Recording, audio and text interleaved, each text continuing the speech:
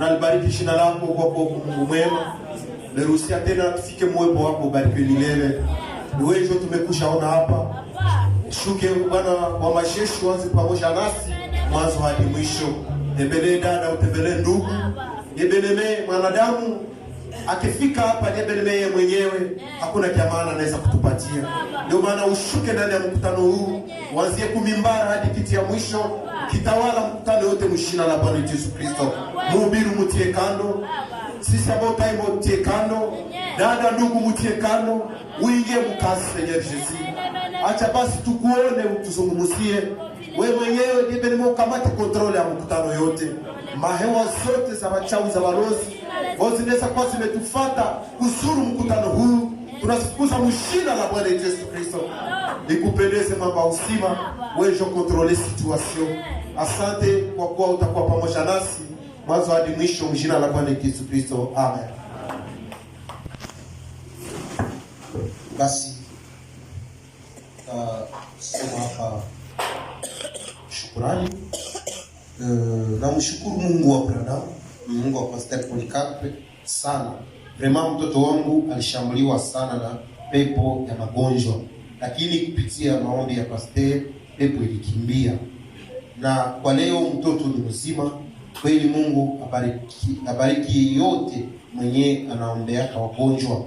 Ni dada yenu Ser Kikandi Sifa, mama Francine. Je, tunaweza shangilia Mungu wetu? Mungu wetu abarikiwe milele. Ndugu Delfe anashukuru Mungu kwa kumponya. Jina la Mungu wetu Yesu Kristo lipewe sifa milele na milele. Amen. Jina la Bwana Yesu Kristo libarikiwe milele. Kuna kwa msaada maombi, assistance d'une prière. Frère Willy W sollicite une assistance d'une prière par rapport à un démon d'une maladie qui me poursuit de temps en temps. J'espère à travers les prières des frères et des sœurs, j'aurai la guérison au nom de Jésus-Christ. Mungu wetu takuponya ndugu. Ndugu Ezekiel mtumishi anaomba msaada wa maombi juu ya pepo ya magonjwa ambayo inamsumbua. Ndugu Muhindo anaomba msaada maombi kwa ajili ya watoto wote ambao wako wagonjwa. Nainamisha kichwa chetu. Bwana na mfalme wetu Yesu Kristo, Biblia la vizazi vyote ni wewe. Nakusha mbele yako tukileta hizi kadi za magonjwa. Ndugu hili anakusha mbele yako, sio mbele ya mwanadamu. Kuna pepo ambayo inamtatiza, nasema kila mara inamtatiza hii pepo.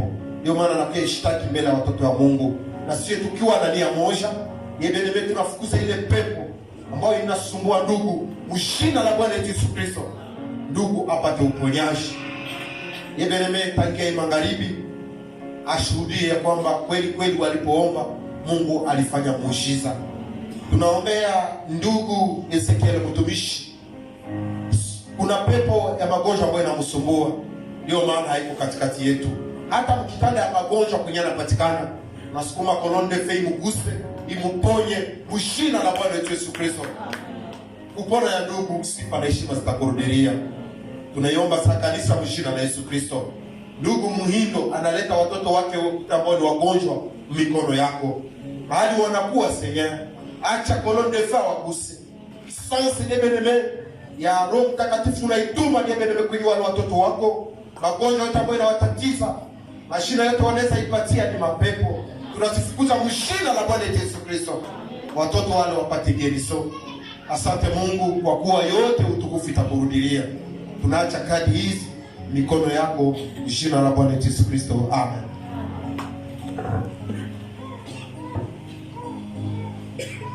Je, kuna mgeni katikati yetu? Mara ya kwanza anakusanyika nasi. Anaweza simama kusalimia kwa jina lake. Na baada anatoka tutamkaribisha kwa jina la Yesu Kristo. Mgeni iko.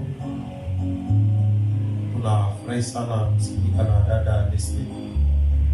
Anaweza simama usalimie.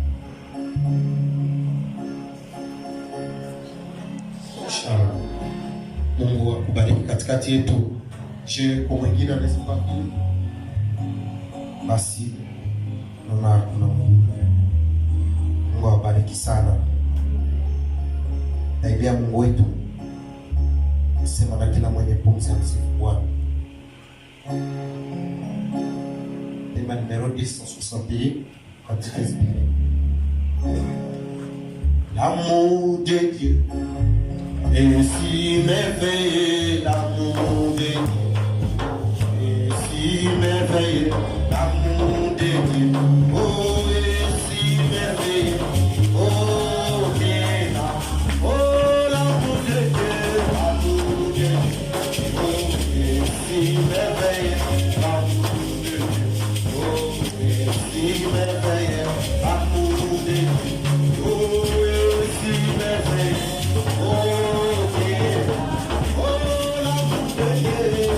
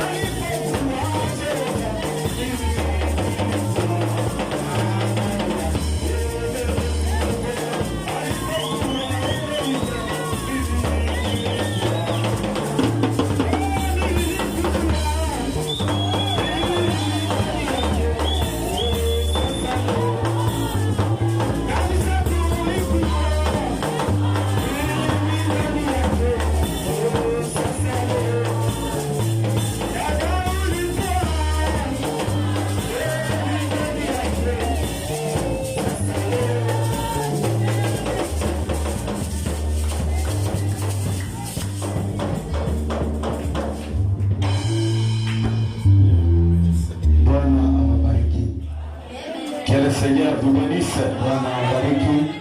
Nous sommes heureux ce soir d'être dans la maison du Seigneur. Que son nom soit richement béni. Nous approchons le pasteur William au milieu de nous. Et Dieu vous bénisse au milieu de nous. Amen. Êtes-vous dans la joie ce soir? Saluez votre voisin. Dites à lui, vous êtes au bon endroit ce soir. Amen. David a dit, je suis dans la joie. Quand on me dit d'aller dans la maison de l'Éternel. Nous allons nous lever. Prenons nos Bibles dans Josué chapitre 3. Nous prenons les versets 1 jusqu'au 7e verset. Le frère va aller pour gagner l'état. Yoshua akaondoka asubuhi mapema, wakatoka Sitimu, wakafika kwa Yordani, yeye na wana wote wa Israeli, wakapanga pale mbele ya kuvuka. Na ilikuwa nyuma siku 3, wasimamizi wakapita katika kambi, wakaagiza watu wakisema, wakati mtakapoona sanduku ya agano la Bwana Mungu wenu na makuhani wa Lawi wakiichukua, alafu mtaondoka kwa pahali penu na kuifuata. Hata hivi nafasi iwe katikati yenu, nayo karibu na mikono 2000. Msifike karibu nayo mpate kujua njia ambayo inawapasa nyinyi kwenda, maana hamkupita katika njia hii mbele. Yoshua akawaambia watu, mshitakase kwa sababu kesho Bwana atafanya ajabu katikati yenu. Yoshua akawaambia makuhani akisema, chukueni sanduku ya agano mpite mbele ya watu. Wakachukua sanduku ya agano wakapita mbele ya watu. Bwana akamwambia Yoshua, siku hii nitaanza kukutukuza mbele ya macho ya Israeli wote, wapate kujua ya kuwa nitakuwa pamoja nawe sawasawa nilivyokuwa pamoja na Musa. Amen. Seigneur bien-aimé, nous te remercions pour ce moment vespéral de communion autour de ta parole. Maintenant que nos Bibles ont été ouvertes, nous te demandons de nous faire l'interprétation qu'il faut. Nous avons toujours dit que chaque homme courageux qui a été au bas de l'école peut ouvrir la Bible et la lire.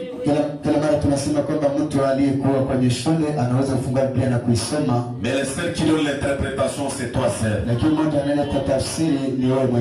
Pourquoi nous te prions ce soir? Mets-nous à côté et viens toi seul parler à ton peuple. Chaque esprit qui ne confesse pas ton nom, nous les chassons au nom de Jésus-Christ. Merci parce que tu prendras le contrôle de jusqu'à la fin. De pour ta gloire, au nom de Jésus-Christ. Amen. Nous pouvons nous asseoir. Amen. Nous nous sommes arrêtés la fois passée, le mardi. Nous avions vu que Josué, que Dieu a dit à Josué de préparer le peuple pour traverser le Jourdain. Amen. Ils ont eu 3 jours de préparation. Ils devaient se préparer avant de traverser le Jourdain. Et Dieu a dit à Josué, quand il arrivera que vous traversez, mettez l'arche devant vous. Amen. Nous avions trouvé que Dieu a dit à Josué qu'entre le peuple et les sacrificateurs qui porteront l'arche, qu'il y ait une distance de 2000 coudées. Amen. Donc c'est que nous retenons qu'il devait y avoir une distance entre les porteurs de l'arche et le peuple. Amen. Dieu a dit à Josué, quand vous traverserez, placez l'arche devant vous. Amen. Nous avions trouvé c'est la parole. Ni neno. Parce que devant vous, Kwa sababu mbele yenu il y aura des difficultés. kutakuwa na shida. Et pour vaincre les difficultés, Ili kwenda uweze kushinda shida zile, il faudra que la parole soit devant vous. naomba neno ikuwe mbele yenu. Amen. Amen. Nous allons récapituler. Frère Bambi, ceci, je serai avec toi comme j'étais avec Moïse. Nitakuwa pamoja na kama nilivyokuwa pamoja na Musa. Paragraphe 96. Mstari wa 16. Observez ce que Josué a dit. Angalia kile ambacho Yoshua alisema. Ce que Josué a fait. Kile ambacho Yoshua alifanya. Qu'est-ce qu'il a placé en premier? Aliweka nini kwa nafasi ya kwanza? A-t-il placé les membres des clergés? Je, aliweka wanamemba yani makuhani? Non, messieurs. Hapana Bwana. Amen. Amen. Ils doivent traverser. Wanapaswa vuka. Ils doivent aller de l'autre côté. Wanapaswa vuka ngambo nyingine. C'est un pays qu'ils n'ont jamais visité. Ni nchi ambayo bado haijatembelewa. Mais comment vont-ils traverser? Kwa namna gani watavuka? A-t-il placé les membres des clergés? Je, wataweka wakuhani mbele? Non, messieurs. Hapana Bwana. Il a placé la parole en premier. Aliweka neno kwa nafasi ya kwanza. Amen. Amen. Et il a dit, Na akasema, prenez cette arche. mchukue hii sanduku. Et vous tous les sacrificateurs, Na ninyi wote makuhani, téléfoulez d'elle. msimame Allez derrière elle. mwende mbele mwende nyuma yako. N'essayez pas de la conduire. Msijaribu kuiongoza. Que ce soit l'arche qui vous conduise. Iwe ni sanduku ndio waongoze. Que tu sois pasteur, Ukuwe mchungaji, que tu sois évangéliste, ukuwe mwinjilisti, que tu sois frère, ukuwe ndugu, que tu sois sœur, ukuwe dada, ne conduisez jamais la parole. kama usiongozake neno. Vraiment, va très loin. Il dit, Ndio anaenda mbele anasema, Jésus lui-même, Yesu peke yake. sa parole est plus grande que lui-même. Neno lake liko zaidi ya wewe mwenyewe. Amen. N'essayez pas de la conduire. Msijaribu kuniongoza. Que ce soit la parole qui vous conduise. Lakini kuwe neno ndio linaongoza. Qu'est-ce qui doit conduire le peuple? Ndio anapoongoza taifa. Qu'est-ce qui doit conduire le peuple? Ndio anapoongoza taifa. La parole est passée devant. Neno ilipita mbele. Est passée devant le capitaine. Neno ikapita mbele. Lorsqu'il est arrivé au Jourdain, Wakati alifika pale Yordani, lorsque la parole, wakati neno ilifika pale Yordani, elle a ouvert et ils ont traversé. neno ikafungua na wakavuka. Qu'est-ce qui a ouvert le Jourdain? Neno ndio ilifungua Yordani. Qu'est-ce qui ouvrira tes difficultés? Neno ndio ikafungua shida zako. Aussi longtemps que la parole passe devant, Wakati wote neno inapita mbele, la victoire sera toujours certaine. ushindi utakuwa hakika. C'est comment frère Parole dit qu'un homme averti pendant une difficulté. Kama mtu ambaye anaarifiwa wakati wa shida, La première chose qu'il vérifie, kitu cha kwanza ambacho anachunguza, suis-je en ordre avec la parole? je niko kumstari ama kusawa pamoja na neno? Si vous trouvez que vous êtes en ordre avec la parole, Ukikuta kwamba huko kwa sawa kumstari pamoja na neno, même si les symptômes persistent, hata kama hiyo chembe inaweza croyez toujours à la guérison. uamini tu kwa uponyaji, Croyez toujours à la victoire. uamini tu kwa ushindi.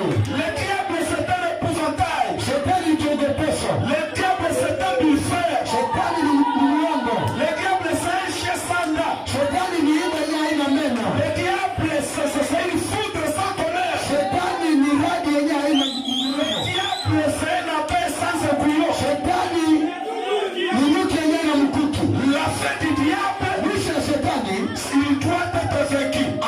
tunapaswa kumshinda. C'est pourquoi frère Branham dit Na hivyo ndio anasema que la personne la plus faible ya kwamba mtu dhaifu sana peut vaincre le diable s'il se reconnaît. anaweza kushinda shetani S'il se reconnaît comme tel, kama anajitambua jinsi alivyo dans chaque circonstance. kila tukio. Et remarquez une chose, Atambua ni kitu moja, Jésus, chaque fois qu'il a vaincu le diable, Yesu kila mara wakati aliposhinda il shetani, était dans le corps sur la terre. wakati alikuwa na mwili hapa Il duniani, ne vainquait avec quoi? alimshinda kwa nini? Avec quoi? Pamoja na nini? C'est pourquoi il pouvait dire, Nani anaweza sema il est écrit, imeandikwa, il est écrit, imeandikwa, il est écrit. imeandikwa.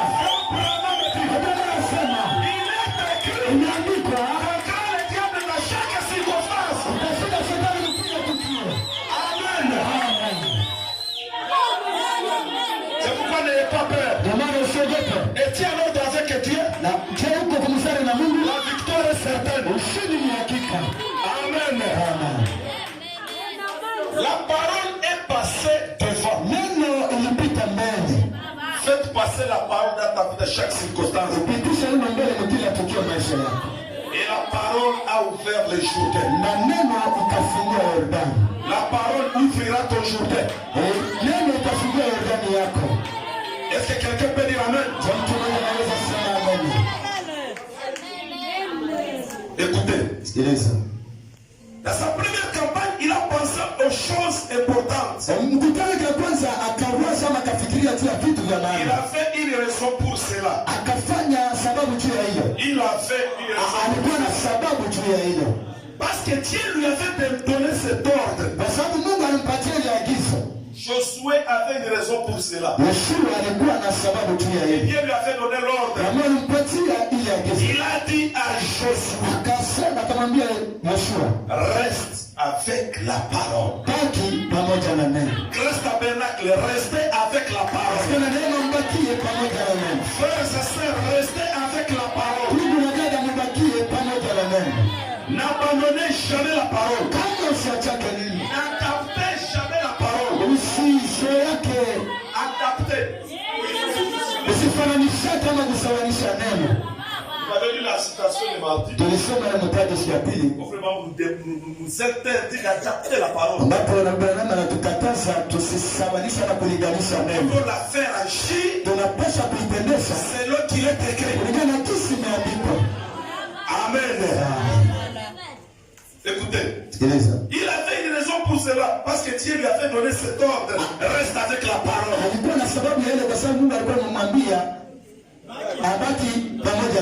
Que la parole les fasse. Que la parole les fasse. Amen.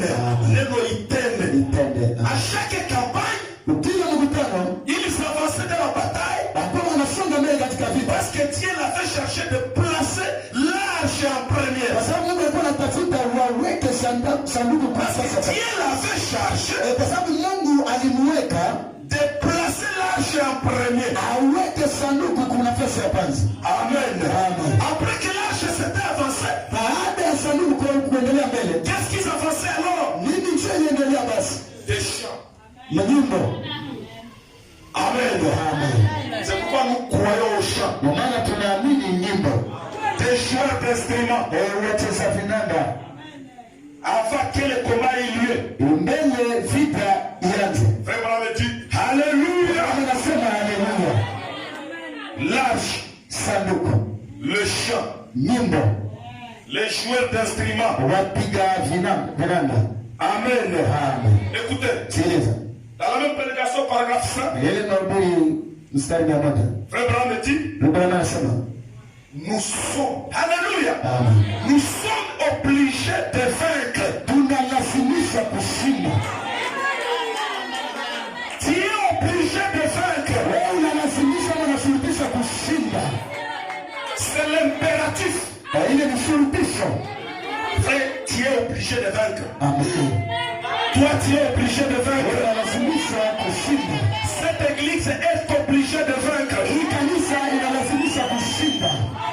C'est que quand nous échouons, nous échouons avec la parole. Alors que la parole n'échouera jamais. Nous sommes là, j'aime ça. Nous sommes obligés de vaincre. Nous devons simplement vaincre. Moi, je suis obligé de vaincre. Je n'échouerai jamais.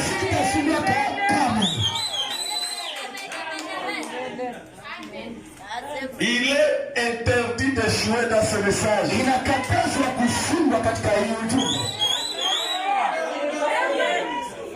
Est-ce que quelqu'un croit sans peur?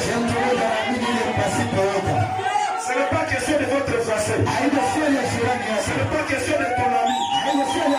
C'est une conviction personnelle.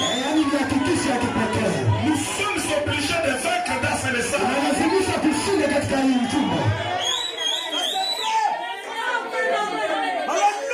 Donc il faut placer la parole en première.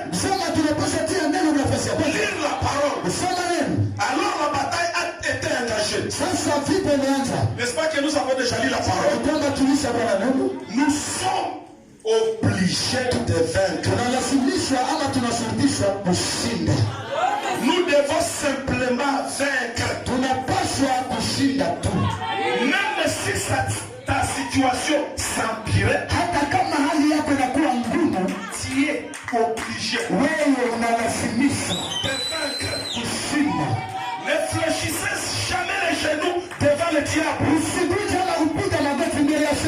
Ne montrez jamais au diable que tu as une petite foi. Même si tu as échoué hier devant le diable, dites au diable, tu ne m'as jamais connu. De la même manière que mon grand frère Jésus t'avait vaincu sur la terre, je suis obligé de te vaincre. Tu ne mourras jamais. Nous sommes obligés. Dites à ton voisin, tu es obligé de vaincre.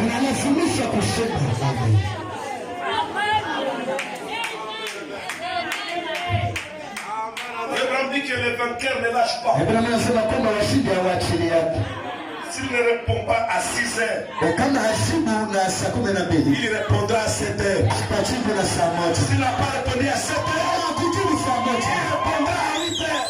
Si toute la journée il n'a pas répondu, la nuit il répondra. Le silence de Dieu signifie quelque chose. Jésus est entré dans la tombe. Les 3 jours de Jésus dans la tombe, c'était un mystère de silence. Et les gens se sont dit, nous l'avions eu. C'était un mystère de silence. Il changeait les dimensions. Amen. Oh, ce n'est pas ça mon sujet. Parce qu'il devait remettre le pouvoir au peuple. Et les Romains jouaient sur la tombe de Jésus. N'est-ce pas ce garçon? N'est-ce pas qu'il est dedans? Jésus n'était pas calme. Même dans ce silence, il agissait toujours. Amen. Restez juste avec elle. Gardez ses directives. Quand il vous dit à gauche, Neno, quand elle vous dit allez à gauche, quand la parole vous dit à droite, allez à droite. Quand la parole vous dit marcher sur place, marcher sur place. Je fléchis au nom du Seigneur Jésus. Vous saurez la victoire. Écoutez, gardez cette directive et elle vous gardera au moment de difficulté. Amen. La parole que vous écoutez, elle est censée vous garder pendant les difficultés. Frère Branham dit, il y a toujours 3 puissances avant que Dieu agisse. La première puissance, c'est la puissance de Satan. Amen. La première puissance, c'est la puissance de Satan. La deuxième puissance, c'est la puissance de la foi. La troisième puissance, c'est la puissance de Dieu. Notre prophète dit que c'est Satan toujours qui commence. Amen. Une petite maladie entre dans ton corps.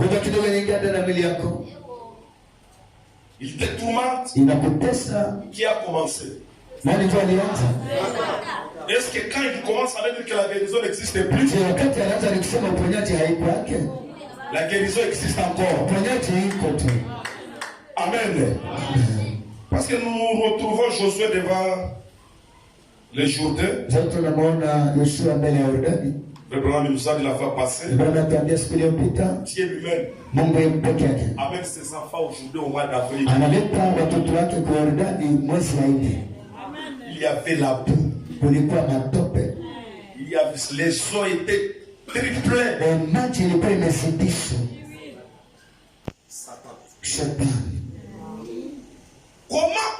Comment allons-nous traverser ces eaux?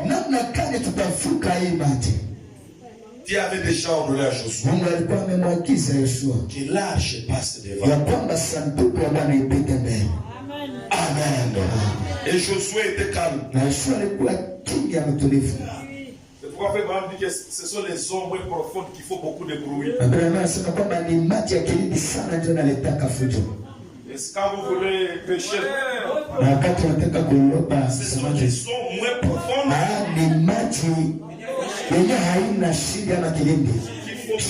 qui font beaucoup de bruit. C'est pourquoi Abraham dit là qu'un jour, si tu veux pêcher les poissons à cette couleur,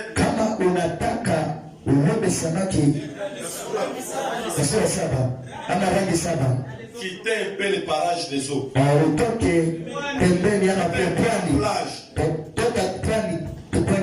Avancer dans les eaux profondes. Amen. Amen. À la plage, il y aura toujours des petits poissons. Moindre tempête, ils sont morts. Avance un peu. Là, tu auras des poissons, des véritables poissons qui ont toutes les vertus. Amen. Écoutez, gardez la parole et elle vous gardera aussi au moment de difficulté. Et nous disons qu'il y a toujours trois puissances. Là, c'est le gouffre. C'est dans le caractère qui là-bas amène mon atteindre. Cette puissance se manifeste avant que Dieu agisse. Écoutez, la puissance de la décision, paragraphe 20, je saute un peu. Toute notre rédemption, toute notre salut, toute notre joie, la paix, toute notre guérison, tout ce dont nous avons besoin se trouve en Jésus-Christ. Au commencement était la parole. Et la parole était avec Dieu. Et la parole était Dieu. Rien n'a été fait sans la parole, sans Jésus. Écoutez, tout ce dont nous avons besoin se trouve où? En Jésus. Écoutez, c'est-à-dire en lui nous pouvons tous s'être bénis ensemble.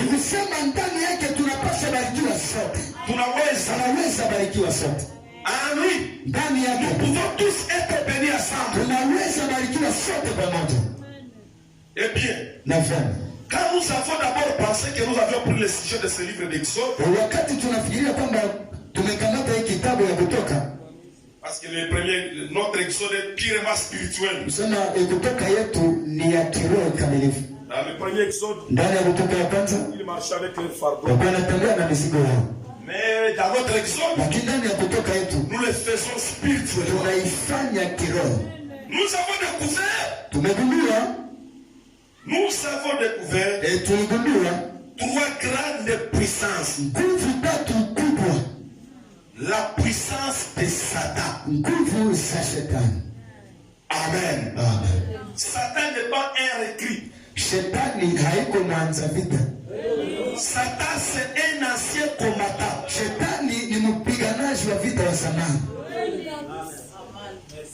S'il ne nous a pas réussi dans cette porte, il passera par une autre porte. Parce qu'il a commencé la bataille où? Il a commencé la bataille où? Au ciel. Il n'est pas un recrue.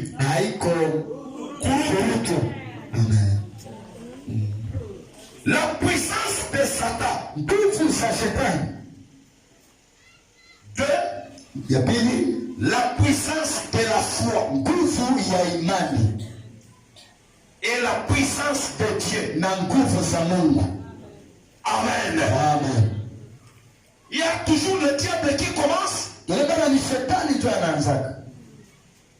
Et quand le diable commence, wakati shetani anaanza avec la puissance de la foi, pamoja na nguvu za imani, la personne reste calme. Mtu anabakia mtulivu ama kimya.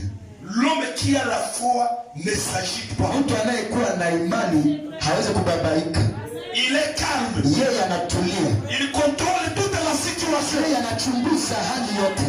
Devant la mort, mbele ya kifo, il peut voir la résurrection prochaine. Anaweza kuona ufufuko unaokuja. Devant la maladie, mbele ya magonjwa, il peut voir la guérison. Anaweza kuona uponyaji. Devant le chômage, mbele ya kukosa kazi, il peut voir un bon travail. Anaweza kuona kazi nzuri. Il ne s'agite pas. Yeye hababaikake. Il n'a pas de problème avec les gens. Yeye hana shida na watu. Amen. Amen. La puissance de la foi. Nguvu ya imani. Pas mtu wa kubabaika. Haina kistaji. Nani jua kubabaika ndio ajiponesha magonjwa. Amen. La puissance de Dieu. Nguvu za Mungu. Et nous avons vu que Satan commence toujours par déployer sa puissance le premier. Kwamba shetani anaanza kila mara ili aweke nguvu zake ya kwanza. Nous avons vu Tuliona kwamba que Satan commence toujours par déployer sa puissance le premier. kwamba shetani anaanza tu kuweka nguvu zake mara ya kwanza. Et c'est là où nous perdons. Na ndipo hivyo tunapotezeaka. Amen. Amen. Quand le diable déploie sa puissance, kati shetani anaweka na anatia nguvu zake, c'est là où les chrétiens perdent. ni pale ndio Wakristo wanapoteza. Yes, c'est ça que le diable veut que tu dises. Ndio shetani anataka useme. Il ne veut jamais que tu gardes la confession. Hapendi uendelee kuchunga ile kukiri. Il veut placer sur toi des confessions négatives. Anapenda aweke kwako kukiri tu ya kushindwa. Kama maisha mimi nilishakaelewa, nilisikizaka wengine kudunia. Sivyo kompanya Yesu. Sasa diablo anakupita kwa anasema huyu nilishamaliza naye kazi. Anaanza tafuta mwingine. Naye anampatia confesser sawa wewe. Amen. Kisha confesser sawa wewe na una hivi namaliza kazi. Amen. Il ne veut jamais que tu gardes la morale. Hapendi uendelee kuchunga ile bidii. Amen. Parce que c'est l'atmosphère qui produit toujours les résultats. Sababu ni yanga tu ndio italeta matokeo. Quand le diable veut te vaincre, wakati shetani anataka kushinda, il fera que tu perds de l'atmosphère. afanya kwamba upoteze yanga. Il va t'amener à ne plus prier. Atakuleta usiombe tena. À une déception notoire. Atakuleta kukata tumaini. Fait que tu te dis, na unafikia kushambia, Dieu ne répond pas. Mungu asili yake. Dieu ne bénit pas. Mungu abariki yake. Je vais rester chez moi. Nitabakia kwangu. C'est ça que le diable fait. Ndio shetani anafanya. Amen. Amen. Le diable ne le fera pas sans un homme. Na shetani hataifanya pasipo mtu. De la même manière que Dieu ne fera rien sans un homme. Mungu hawezi kitu pasipo mtu. Le diable aussi ne fera rien sans un homme. Vile shetani hatafanya kitu pasipo mtu. Chaque esprit n'est pas cruel. Kila roho haiko ya kuua S'il n'est pas dans un homme. isipokuwa ndani ya mtu. Dieu n'est pas puissant. Mungu hana nguvu S'il n'est pas dans un homme. isipokuwa ndani ya mtu. N'est-ce pas que vous êtes venus écouter que ce soir? Kama mlikuja sikiliza Mungu Il tena. fallait que je sois là. Naomba nikuwe hapa. En bonne forme. Nikuwe na hali nzuri. Pour que vous écoutiez les oracles de Dieu. Kama msikie matamshi ya Mungu. Le diable est en veste. Shetani anavaa koti. Il est à cravate. Anavaa cravate. Est-ce que quelqu'un comprend ça? Tumoja na wewe hiyo. Le diable est éloquent. Shetani anajua kusema kuongea. Il a séduit Ève dans son éloquence dans le jardin de Dieu. Anamdanganya Eva na ile kujua kusema yake ndio na msana. Il le fera encore au temps de la fin. Ataifanya tena wakati wa mwisho. Qu'est-ce qu'il essaie de faire pour vous? Tunajaribu kufanya nini juu yako? Vous éloigner de la parole. Utenge na neno. Les bonnes intentions Maoni mazuri ne remplaceront jamais la parole de Dieu. kama haitagomoa ama haitakamata nafasi ya neno la Mungu. Amen. Amen. Je vais parler de Martha, Wangeta Martha, Marie et Salomé, quelque chose comme ça. Maria na Salome na kitu fulani tengine. Aussitôt que Jésus est mort, Wakati Yesu alikufa kusikiliza. Ils ont eu de bonnes intentions. Walipata ama walikuwa na maoni mazuri. Wakapata maoni mazuri. Amen. Twende tutafute mafuta tumupakae. C'était de bonnes intentions. Ilikuwa ni maoni au mawazo mazuri. Mais Jésus avait jeté sa tête. Yesu alikuwa J'ai la capacité de donner ce corps. ana uwezo wa kutoa hii mzima Et de le récupérer. na kuichukua tena. Aller l'embaumer. Kwenda kuipaka marashi. C'était de bonnes intentions. Ilikuwa ni maoni mazuri. Mais ça ne pouvait pas remplacer la parole de Dieu. Lakini haingeweza badilisha ama kamata nafasi ya neno la Mungu. Nous avons besoin Tunahitaji de la parole de Dieu dans sa totalité. neno la Mungu katika utimilifu wake wote. Amen. Amen. Oh pasteur, Ewe mchungaji, voyez, unaona vous voyez, unaona vous voyez, ile unaona ne remplace pas le signe de Seigneur. badilisha ili aseme Bwana. Satan commence toujours à déployer sa puissance. Shetani kila mara anaanza tu kutunga nguvu zake mara ya kwanza. Et Satan c'est un homme. Na shetani ni moto. Tulishapatana vile. Tushakumbana kabisa. Shetani ni nini? Sasa Na Mungu ni nini? ndio sisi. Amen. Il viendra chez toi. Atakuja kwako, Il te parle. atasema na wewe, Et après il a dit ses paroles. na baada ya maneno yake Il fait une petite prière. anafanya maombi kidogo. Tout un état un diable incarné. Na ni shetani mwenye anavaa mwili. C'est pourquoi la Bible dit Ndio maana anasema mon peuple n'a pas péri par manque de la prière. taifa langu halikupotea kwa kukosa maombi. Mon peuple périt par manque de quoi? Lakini taifa langu linaangamia kwa ukosefu wa nini? On déclare toujours le diable par l'esprit du Seigneur. Tashinda tu shetani ili asema Bwana ambayo ni neno. Un jour, Martin, Siku moja Martin dans son bureau de méditation, ndani ya ofisi yake ya kujiosha il médite sur la parole ilikuwa anajihoji juu ya neno, et il voit un Jésus couronné. na anaona Yesu mmoja ambaye amevikwa taji. Il dit adore-moi. Anasema uniabudu. Martin c'était un homme plongé dans les Écritures. Martin alikuwa ni mtu ambaye alisoma katika maandiko, Il connaissait alikuwa anajua que ce sont les saints qui les couronneront. ya kwamba ni watakatifu tu watafika taji. Martin a dit, Martin akasema même s'il a la forme de Jésus, hata kama iko na umbo ya Yesu, mais qu'il me dit de les couronner, lakini aniambie nimuweke taji, c'est que c'est un diable. nilisema ni shetani. Comment nous qui les couronnerons? Namna gani sisi ambao tutamufika taji? Nous pouvons le voir maintenant couronner. Tunaweza muona sasa akivika taji. Il a passé les Écritures dans sa tête. Akafikiria juu ya maandiko, Il a fait passer les Écritures. akapitisha maandiko ndani ya kichwa Et chake. Martin a dit, Na Martin akasema, toi Satan, wewe shetani, quitte, toka quitte au nom de Jésus-Christ. kwa jina la Yesu Kristo. Comme c'était un démon, Kama vile kwa sababu ilikuwa pepo, les démons auraient toujours peur de la kwa parole. sababu ile mara pepo itakuwa na woga walipoogopa neno. Amen. Amen. C'est pourquoi les questions scripturaires Kwa maana maswali za kimaandiko se résolvent toujours scripturairement. zinapata tu suluhisho kimaandiko. Est-ce que quelqu'un peut dire amen à ça? Tunasema neno kwa ile. Martin a chassé les démons Martin afuza pepo. et les démons s'en est allés. Na pepo ikaenda ikaondoka.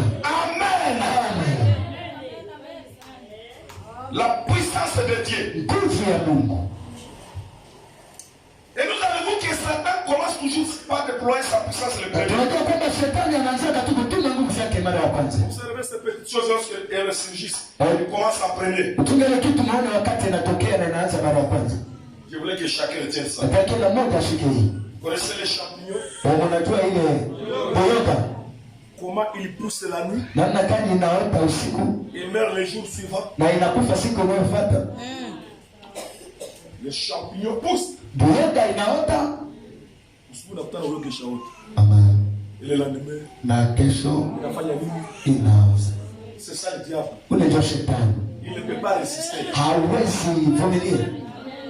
Écoutez, Kuna hasi dumu. vous connaissez les champignons, comment ils poussent la nuit et même les jours suivants? Unajua boyoka namna inaota na inakufa siku inayofuata. Un vieux chêne ne quitte à pousser. Hivi. Un vieux chêne moutier. Mti kabambi Ne quitte à pousser. kwa wakati inaota Mais dit inafanya muda mwingi. inafanya muda kuota, Mais il est bien enraciné et enfoncé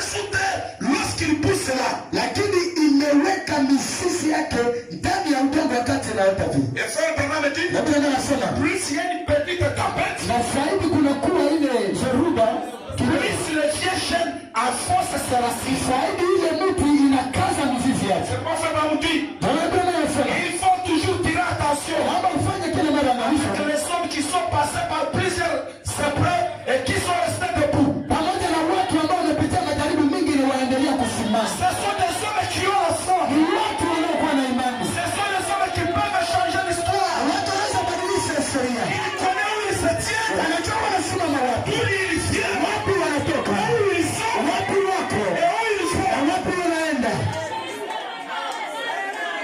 Un militaire qui vient du front, Askari ambaye anatoka kwa mapambano. il a échappé les armes lourdes. Ameepuka mabomu ama silaha nzito nzito. Maintenant, des petits kalachnikov, Sasa hiyo makashikobe kidogo kidogo. quand ça éclate, Wakati inalia ama inapiga